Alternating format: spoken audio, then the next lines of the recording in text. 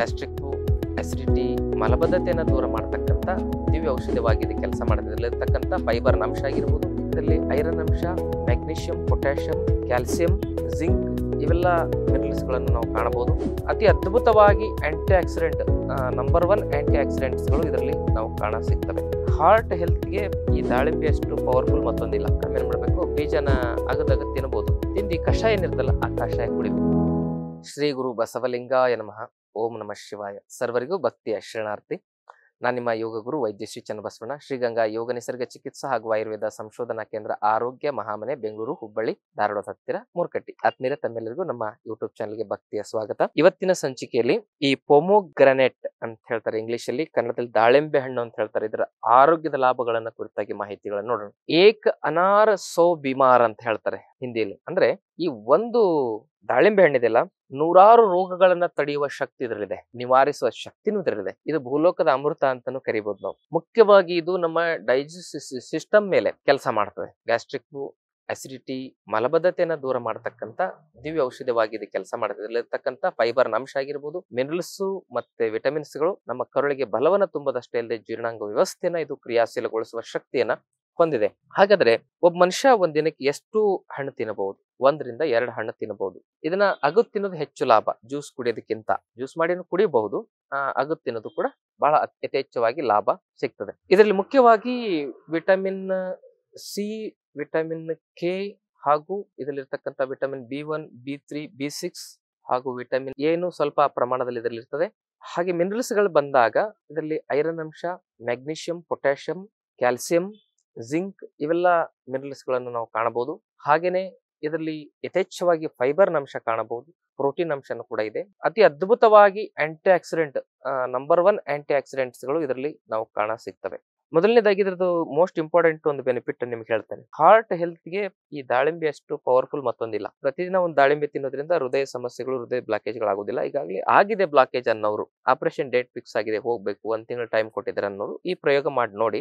ವಾಪಸ್ ಚೆಕ್ ಮಾಡಿದ್ರೆ ಕೆಲವರು 90% ಜನರದ್ದು ಹಾರ್ಟ್ ಎಲ್ಲರ ಬ್ಲಾಕೇಜ್ ಕಮ್ಮಿ ಆಗಿರುತ್ತೆ, ಕೆಲವ್ರದ್ದು ಆರಾಮಾಗಿರುತ್ತೆ ಪೂರ್ತಿ. ಏನ್ ಪ್ರಯೋಗ ಅಂದ್ರೆ, ಈ ದಾಳಿಂಬೆ ಹಣ್ಣನ್ನ ನೀವು ಬಿಚ್ಚಿ ಅದನ್ನ ಏನ್ ಮಾಡ್ಬೇಕು, ಬೀಜ ಬರ್ತಲ್ಲ ಅದನ್ನ ಕೈಯಿಂದ ಹಿಂಗ್ ಹಿಂಡಬೇಕು. ಹಿಂಡದಾಗ ರಸ ಬೇರೆ ಆಗುತ್ತೆ, ಅದ್ರೊಳಗಿರ್ತಕ್ಕಂಥ ಬೀಜ, ಒಳಗೆ ಬಿಳಿ ಬೀಜ ಬೇರೆ ಆಗುತ್ತೆ. ಆ ರಸ ಕುಡಿದು ಬಿಡ್ಬೇಕು. 2 ದಾಳಿಂಬೆ ಹಣ್ಣಿನ ರಸ ಬೆಳಿಗ್ಗೆ ಖಾಲಿ ಹೊಟ್ಟೆಲಿ ಎದ್ದ ತಕ್ಷಣ 6 ಗಂಟೆ ಕುಡಿಬೇಕು. ತುಂಬಾ ಕೋಲ್ಡ್ ಇರೋರು ಇದ್ರೆ ಅದ್ರಲ್ಲಿ ಒಂದು 4 ಚಿಟಿಕೆ ಕಾಳು ಮೆಣಸಿನ ಪುಡಿ ಹಾಕೊಳ್ಳಿ. ಇಷ್ಟ ಮಾಡಿ ಅದಾದ್ಮೇಲೆ ನೀವೇನ್ ಮಾಡ್ಬೇಕಪ್ಪ ಅಂತ ಹೇಳಿದ್ರೆ, ಅರ್ಶಿನ ಪುಡಿನೂ ಒಂದು 1/4 ಚಮಚದಷ್ಟು ಹಾಕೋಬಹುದು ಕೋಲ್ಡ್ ಇರೋರಿದ್ರೆ. ಕೋಲ್ಡ್ ಇಲ್ಲದೆ ಇರಿದ್ರು ಹಾರ್ಟ್ ಬ್ಲಾಕೇಜ್ ಓಪನ್ ಆಗ್ಲಿಕ್ಕೆ ಅದ್ರ ರಸ ಉಪಯೋಗ ಆಗುತ್ತೆ. ಅದರಲ್ಲಿ ಕಾಳು ಮೆಣಸಿನ ಪುಡಿ, ಅರ್ಶಿನ ಪುಡಿಯನ್ನ ಹಾಕೋಬಹುದು. ಒಂದ್ 4 ಚಿಟಿಕೆ ಕಾಳು ಮೆಣಸಿನ ಪುಡಿ, ಅರ್ಧ ಚಮಚ ಅರ್ಶಿನ ಪುಡಿ ಹಾಕೊಂಡು ಅದರ ರಸ ಕುಡಿದ್ಮೇಲೆ ಆ ಬಿಳಿ ಬೀಜ ಉಳಿತದಲ್ಲ ಹಿಂಡಿದ್ದು, ಆ ಬಿಳಿ ಬೀಜ ಎಷ್ಟಾಗ್ಬೇಕಂದ್ರೆ ಅಂದಾಜು ಒಂದು ಮುಷ್ಟಿ ಆಗ್ಬೇಕದು, ಒಂದು ಒಳ ಮುಷ್ಟಿ ರಸ ಹಿಂಡಿರ್ತಕ್ಕಂಥ ಬಿಳಿ ಬೀಜ, ದಾಳಿಂಬೆ ಬೀಜ ಏನ್ರಿ.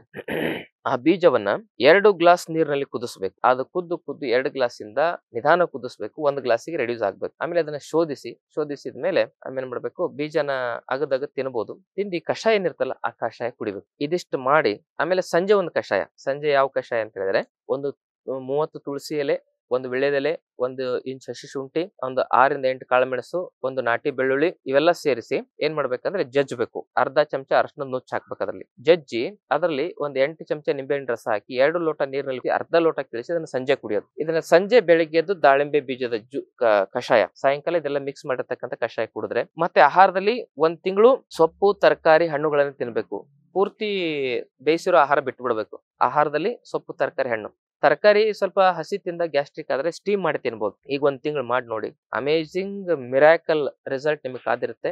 90% ಜನ ಆಸ್ಪತ್ರೆಗೆ ಹೋಗಿ ಡಾಕ್ಟರ್ ಏನಿದು, ಏನ್ ಮಿರಾಕಲ್ ಅಂತ ಹೇಳಿ ವಾಪಸ್ ಬಂದವರು ಇದಾರೆ. ಬ್ಲಾಕೇಜಸ್ ಓಪನ್ ಆಗಿಬಿಟ್ಟಿರ್ತಾವೆಲ್ಲ ಹಾರ್ಟ್ ಅಲ್ಲಿರೋ. ಮತ್ತೆ ಓಪನ್ ಆಗಬೇಕು, ಈಗ ಗೊತ್ತಿರೋದಿಲ್ಲ ನಮಗೆ, ಆಗಿರ್ತದೆ ಕೆಲವೊಂದಿಷ್ಟು ಜನರಿಗೆ ಬ್ಲಾಕೇಜಸ್ ಗಳು. ಡಯಾಬಿಟಿಸ್ ಇರೋ, BP ಇರೋರಿಗೆ ಆಗಿರ್ತದೆ. ಹಂಗ ಆಗಿದೆ ಮತ್ತೆ ನಾನು ಇನ್ನೂ ಟೆಸ್ಟ್ ಮಾಡಿಲ್ಲ ಅಂತ ಹೇಳಿದವರು, ಬ್ರೆತ್ಲೆಸ್ನೆಸ್ ಸಮಸ್ಯೆ ಇರ್ತಕ್ಕಂಥವ್ರು, ಏನೋ ಎದೆನೋ ಬರೋರು, ಅವರು ಈ ಪ್ರಯೋಗ ಮಾಡ್ಬೋದು 1 ತಿಂಗಳು.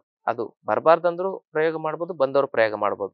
ಹಾರ್ಟ್ ಹೆಲ್ತಿಗೆ ಒಳ್ಳೇದು ದಾಳಿಂಬೆ. ಯಾಕಂದ್ರೆ ಇದರಲ್ಲಿ ಪೊಟ್ಯಾಷಿಯಂ ಅದ್ಭುತವಾಗಿರ್ತಕ್ಕಂಥ ಒಂದು ಅಂಶ ಇದೆ, ಪ್ರಮಾಣದಲ್ಲಿದೆ. ಮತ್ತೆ ಇದರಲ್ಲಿರ್ತಕ್ಕಂಥ ವಿಟಮಿನ್ ಸಿ ಆಗಿರ್ಬೋದು, ಕ್ಯಾಲ್ಸಿಯಂ ಆಗಿರ್ಬೋದು, ಹಾರ್ಟ್ ಕಾಂಟ್ರಾಕ್ಷನ್ ಮತ್ತು ರಿಲ್ಯಾಕ್ಸೇಷನ್ ಒಳ್ಳೇದು. ಹಾರ್ಟ್ ಬ್ಲಾಕೇಜಸ್ ಅನ್ನ ಕ್ಲಿಯರ್ ಮಾಡತಕ್ಕಂಥ ಆಂಟಿ ಆಕ್ಸಿಡೆಂಟ್ ಇದರಲ್ಲಿದ್ದಾವೆ. ಹಾರ್ಟಿಗೆ ಒಳ್ಳೇದು ಅಂತ ಹೇಳಿದೆ.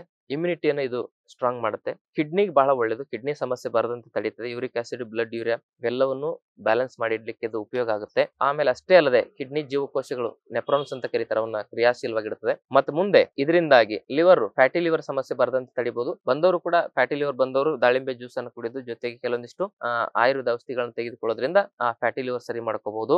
ಆಮೇಲೆ ಕರಳಲ್ಲಿ ಹುಣ್ಣಾಗಿದ್ರೆ ಅಂತವ್ರು ಕೂಡ ದಾಳಿಂಬೆ ಜ್ಯೂಸ್ ಕುಡಿಯೋದ್ರಿಂದ ಆ ಸಮಸ್ಯೆಗೆ ಪರಿಹಾರ ಕಂಡುಕೊಳ್ಬಹುದು. ದಾಳಿಂಬೆ ಜ್ಯೂಸ್ ಅಲ್ಲಿ ಸ್ವಲ್ಪ ಅರಿಶಿನ ಪುಡಿ, ಒಂದು 1/4 ಚಮಚದಷ್ಟು ಮತ್ತೆ ಒಂದು 1/4 ಚಮಚದಷ್ಟು ಏನ್ ಮಾಡ್ಬೇಕಂತ ಹೇಳಿದ್ರೆ ಈ ನೆಲನೆಲ್ಲಿ ಪುಡಿ ಅಂತ ಕರೀತದೆ, ನೆಲನೆಲ್ಲಿ ಭೂಮಿ ಆಮ್ಲ ಅಂತ ಹೇಳ್ತಾರೆ, ಅದು 1/2 ಚಮಚ, 1/4ದಿಂದ 1/2 ಚಮಚ ಹಾಕೋಬಹುದು.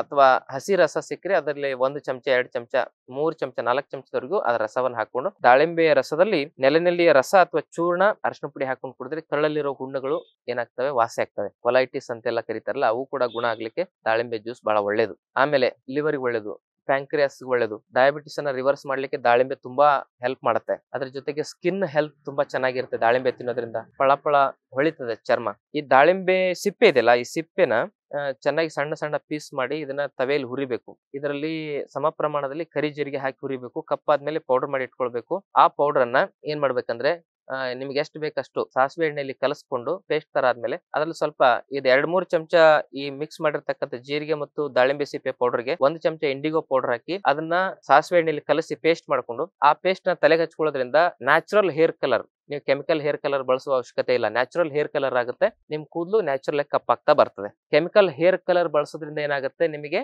ಕ್ಯಾನ್ಸರ್ ಬರ್ಬೋದು, ಸ್ಕಿನ್ ಅಲರ್ಜಿಗಳಾಗ್ಬೋದು, ಕಣ್ಣಿನ ಸಮಸ್ಯೆಗಳು ಬರ್ಬೋದು, ಬ್ರೈನ್ ಅಲ್ಲಿ ತೊಂದರೆಗಳಾಗಬಹುದು. ಅದಕ್ಕೆ ನ್ಯಾಚುರಲ್ ಹೇರ್ ಕಲರ್ ಮಾಡ್ಲಿಕ್ಕೂ ಕೂಡ ಈ ಸಿಪ್ಪೆ ಬಹಳ ಉಪಯೋಗ ಆಗುತ್ತೆ.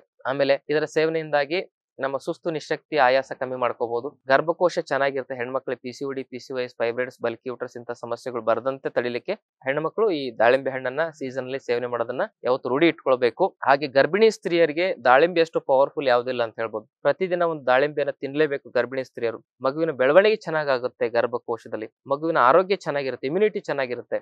ಹಾಗೆ ಪ್ರೆಗ್ನೆನ್ಸಿಲಿ ವಾಂತಿ ಬಂದಾಗ ಆ ವಾಂತಿಯನ್ನು ತಡಲಿಕ್ಕೆ ದಾಳಿಂಬೆನು ಕೂಡ ಹೆಲ್ಪ್ ಮಾಡುತ್ತೆ. ಹೀಗೆ ಪ್ರೆಗ್ನೆನ್ಸಿಯಲ್ಲಿ ಗರ್ಭಿಣಿ ಸ್ತ್ರೀಯರು ಸೇಫೆಸ್ಟ್ ಹಣ್ಣನ್ನು ಯಾವ್ದಾದ್ರು ತಿನ್ಬೋದಾಗಿದ್ರೆ ಅದು ದಾಳಿಂಬೆ ಹಣ್ಣು. ಅದರ ಜೊತೆಗೆ ಮಕ್ಕಳಿಗೂ ಕೂಡ ಈ ದಾಳಿಂಬೆ ಹಣ್ಣು ಕೊಡೋದು ಬಹಳ ಒಳ್ಳೆಯದು, ಇಮ್ಯುನಿಟಿ ಸ್ಟ್ರಾಂಗ್ ಆಗುತ್ತೆ. ಕೆಲವು ಕೋಲ್ಡ್ ಅಲರ್ಜಿ ಇರ್ತಕ್ಕಂಥ ಮಕ್ಕಳಿಗೆ ಈ ದಾಳಿಂಬೆ ಹಣ್ಣಿನಲ್ಲಿ ಸ್ವಲ್ಪ ಕಾಳುಮೆಣಸಿನ ಪುಡಿ ಹಾಕಿ ಕೊಡಬೇಕು. ಹಾಗೆ ಕಾಳುಮೆಣಸಿನ ಪುಡಿ ಯಾಕಂದ್ರೆ ಅದು ಆ ಶೀತವನ್ನ ಬ್ಯಾಲೆನ್ಸ್ ಮಾಡುತ್ತೆ. ಯಾವುದೇ ಶೀತ ಪ್ರಕೃತಿ ಇರ್ತಕ್ಕಂಥವ್ರಿಗೆ ಕಾಳುಮೆಣಸು ಬಳಸೋದು ಒಳ್ಳೆಯದು. ಅದ್ರ ಜೊತೆಗೆ ಮಲಬದ್ಧತೆಗೆ ಒಳ್ಳೆ ಪರಿಹಾರ ಅಂತ ಹೇಳ್ಬೋದು ದಾಳಿಂಬೆ ಹಣ್ಣನ್ನು ಸೇವನೆ ಮಾಡೋದು.